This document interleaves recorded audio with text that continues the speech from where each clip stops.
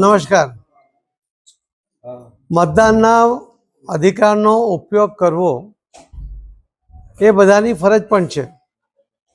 આપણે એને અધિકાર માનીએ છીએ, પરંતુ મતદાન કરવું આપણું કર્તવ્ય છે એ ભાવના હજુ આપણા મનમાં એટલી પ્રજ્વલિત થઈ નથી. હું મારા ફેમિલી સાથે, મારી મધર લગભગ 89 વર્ષની એમની ઉંમર છે, એ પોતે પણ મતદાનમાં અમારી સાથે જોડાયા અને ત્યાંનું પણ મેં માહોલ જોયું કે સૌ યુવાનો મતદાન પણ કરતા હતા, મતદાન કરવામાં બધાને મદદ પણ કરતા હતા. બહેનો પણ અને સિનિયર સિટીઝનો પણ લાઈનમાં ઊભા રહીને પણ મતદાન કરતા હતા. એ જ બતાવે છે કે આપણી લોકશાહી મજબૂત છે.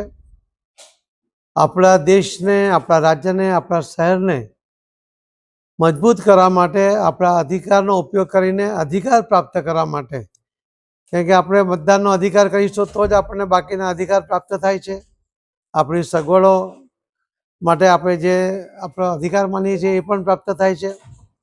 અને એટલા જ માટે મતદાનના અધિકારનો ઉપયોગ કરીને આપણા અધિકારો પ્રાપ્ત કરવા માટે મતદાન કરવું અત્યંત આવશ્યક છે.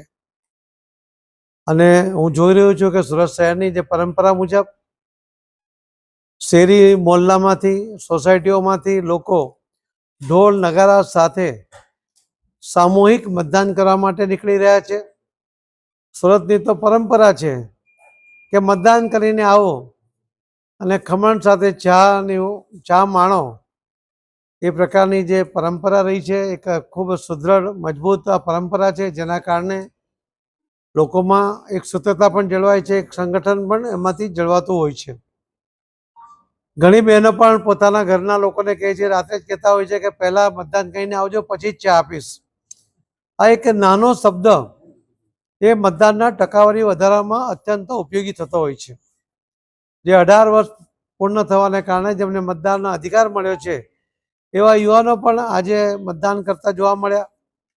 મેં એમને હાકલ પણ કરી કે તમે તમારા મતદાનનો અધિકાર કરીને સંતોષ નહીં પામતા, પરંતુ તમારા ઘરના તમામ લોકો, વડીલો, સિનિયર સિટીઝનો, એમની પાસે મતદાન કરાવો, એમને મતદાન કરવામાં મદદ પણ કરો. અને આ યુવાનો એ રીતે પ્રેરિત થઈને કામ પણ કરી રહ્યા છે. બહેનો પણ મતદાન પણ કરે છે અને કરાવી પણ રહી છે. સિનિયર સિટીઝનો પોતાના વર્ષોથી આ અધિકારનો ઉપયોગ કરતા હતા, પરંતુ શારીરિક નબળાઈ હશે છતાં પણ એ મતદાનનો અધિકારનો ઉપયોગ કરી રહ્યા છે. એમાંથી બાકીના લોકોને પણ પ્રેરણા મળે છે. એટલા જ માટે હું સિનિયર સિટીઝનોને પણ વિનંતી કરીશ કે થોડી ગરમીનો પારો ઉપર જાય એના પહેલાં